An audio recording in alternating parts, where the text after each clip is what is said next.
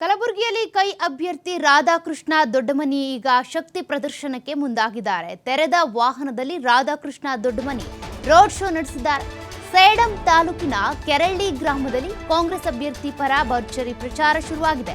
ತೆರೆದ ವಾಹನದಲ್ಲಿ Radhakrishna Doddamani road show ನಡೆಸಿದ್ದಾರೆ. ಸೇಡಂ ತಾಲೂಕಿನ ಕೆರಳ್ಳಿ ಗ್ರಾಮದಲ್ಲಿ ಕಾಂಗ್ರೆಸ್ ಅಭ್ಯರ್ಥಿ ರಾಧಾಕೃಷ್ಣ ದೊಡ್ಡಮನಿ ಪರವಾಗಿ ಪ್ರಚಾರ ಜೋರಾಗಿನೇ ಇದೆ. ರಾಧಾಕೃಷ್ಣ ದೊಡ್ಡಮನಿಗೆ ಸಚಿವ ಶರಣಪ್ರಕಾಶ್ ಕೂಡ ಬೆಂಬಲ ಕೊಟ್ಟಿದ್ದಾರೆ. ರಾಧಾಕೃಷ್ಣ ದೊಡ್ಡಮನಿ ಪ್ರಚಾರಕ್ಕೆ ಗ್ರಾಮದಲ್ಲಿ ಈಗ ರೆಸ್ಪಾನ್ಸ್ ಚೆನ್ನಾಗಿ ಸಿಗ್ತಾ ಇದೆ. ಕೆರಳಿ ಗ್ರಾಮದಲ್ಲಿ ರಾಧಾಕೃಷ್ಣ ಹಾಗೂ ಕಾಂಗ್ರೆಸ್ ಪರ ಜೈಕಾರ ಹಾಕಿದ್ದಾರೆ. ಕಲಬುರಗಿಯಲ್ಲಿ ಕೈ ಅಭ್ಯರ್ಥಿ ಆಗಿರುವಂತಹ ರಾಧಾಕೃಷ್ಣ ದೊಡ್ಡಮನಿ ಏನಿದ್ದಾರೆ, ಎಐಸಿಸಿ ಅಧ್ಯಕ್ಷ ಮಲ್ಲಿಕಾರ್ಜುನ್ ಖರ್ಗೆ ಅವರ ಅಳಿಯ, ಅವರೀಗ ಅಖಾಡದಲ್ಲಿದ್ದಾರೆ. ಅದರಲ್ಲೂ ಕೂಡ ಹಾಲಿ ಸಂಸದರ ವಿರುದ್ಧ ಸೆಣಸಾಡುವಂತಹ ಒಂದು ಸವಾಲು ಈಗ ರಾಧಾಕೃಷ್ಣ ದೊಡ್ಡಮನಿ ಅವರಿಗಿದೆ.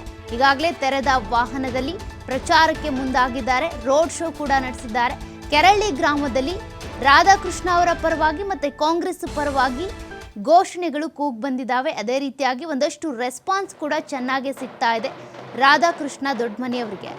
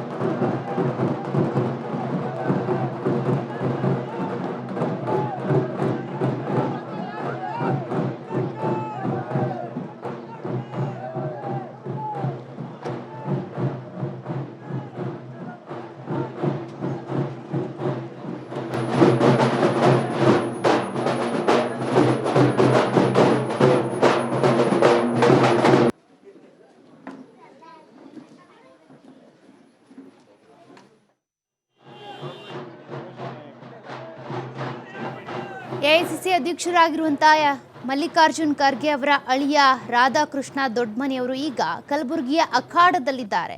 ಉಮೇಶ್ ಜಾಧವ್ ಏನಿದ್ದಾರೆ ಸಂಸದರು, ಅವರ ವಿರುದ್ಧ ಸೆಣಸಾಡಬೇಕಿದೆ ಈಗ ರಾಧಾಕೃಷ್ಣ ದೊಡ್ಡಮನಿ ಅವರು. ಈ ಹಿಂದೆ ಮಲ್ಲಿಕಾರ್ಜುನ್ ಖರ್ಗೆ ಅವರು ಉಮೇಶ್ ಜಾಧವ್ ಅವರ ಎದುರುಗಡೆ ಸೋಲನ್ನ ಕಂಡಿದ್ರು. ಈಗ ಮಾವನ ನೆರಳಿನಲ್ಲಿ ರಾಧಾಕೃಷ್ಣ ದೊಡ್ಡಮನಿ ಅವರು, ಅವರ ಅಳಿಯ ಈಗ ಅಖಾಡದಲ್ಲಿದ್ದಾರೆ. ಅವರ ಪರವಾಗಿ ಒಂದಷ್ಟು ಪ್ರಚಾರ ಕೂಡ ಮಾಡ್ತಿದ್ದಾರೆ ಕಾಂಗ್ರೆಸ್ನ ನಾಯಕರು. ಅದೇ ರೀತಿಯಾಗಿ ಶರಣಪ್ರಕಾಶ್ ಪಾಟೀಲ್ ಅವರು ಕೂಡ ಬೆಂಬಲವನ್ನು ಕೊಟ್ಟಿದ್ದಾರೆ, ಸಾಥ್ ಕೊಡ್ತಾ ಇದ್ದಾರೆ. ಒಳ್ಳೆ ರೀತಿಯಾಗಿ ರೆಸ್ಪಾನ್ಸ್ ಕೂಡ ಸಿಗ್ತಾ ಇದೆ. ಹಿಂದಿನ ಚುನಾವಣೆಯಲ್ಲಿ ಸೋತಿರುವಂಥ ಎಐಸಿಸಿ ಅಧ್ಯಕ್ಷ ಮಲ್ಲಿಕಾರ್ಜುನ್ ಖರ್ಗೆ ಅವರು, ಅಂದರೆ ಉಮೇಶ್ ಜಾಧವ್ ಅವರ ಎದುರುಗಡೆ ಸೋತಿದ್ರಲ್ಲ, ಆ ಸೋಲಿಗೆ ತಕ್ಕಂತೆ ಈಗ ಒಂದು ರೀತಿಯಾಗಿ ಸೇಡನ್ನು ತೀರಿಸ್ಕೊಳ್ಳುವಂಥ ಒಂದು ಅನಿವಾರ್ಯ ಪರಿಸ್ಥಿತಿ ಕೂಡ ಈಗ ಇದೆ. ಹಾಗಾಗಿ ಅವರ ಅಳಿಯ ಅಖಾಡದಲ್ಲಿದ್ದಾರೆ. ಅವರ ಪರವಾಗಿ ಎಐಸಿಸಿ ಅಧ್ಯಕ್ಷ ಮಲ್ಲಿಕಾರ್ಜುನ್ ಖರ್ಗೆ ಅವರು ಕೂಡ ಪ್ರಚಾರವನ್ನು ನಡೆಸ್ತಾರೆ. ಆ ಮೂಲಕ ಈಗ ಅವ್ರ ಮೇಲೆ ಹಲವಾರು ಜವಾಬ್ದಾರಿಗಳಿದ್ದಾವೆ. ಹಾಗಾಗಿ ಅವರು ಸ್ವತಃ ಚುನಾವಣೆಗೆ ಸ್ಪರ್ಧೆ ಮಾಡಿಲ್ಲ, ಅವರ ಬದಲಿಗೆ ಅವರ ಅಳಿಯ ಸ್ಪರ್ಧೆ ಮಾಡಿದ್ದಾರೆ. ಅವರ ಕುಟುಂಬದವರೇ ಆಗಿರೋದ್ರಿಂದ ಹೆಚ್ಚಿನ ಜವಾಬ್ದಾರಿ ಇದೆ. ಅವರ ಕ್ಷೇತ್ರ ಆಗಿರೋದ್ರಿಂದ ಅವರನ್ನು ಗೆಲ್ಲಿಸ್ಕೊಳ್ಳುವಂತಹ ಜವಾಬ್ದಾರಿ ಕೂಡ ಇದೆ.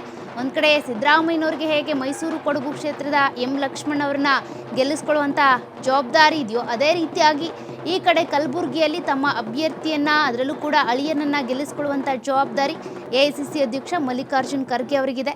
2019ರಲ್ಲಿ 95,452 ಮತಗಳ ಅಂತರದಿಂದ ಉಮೇಶ್ ಜಾಧವ್ ಅವರ ಎದುರುಗಡೆ ಮಲ್ಲಿಕಾರ್ಜುನ್ ಖರ್ಗೆ ಸೋತಿದ್ರು.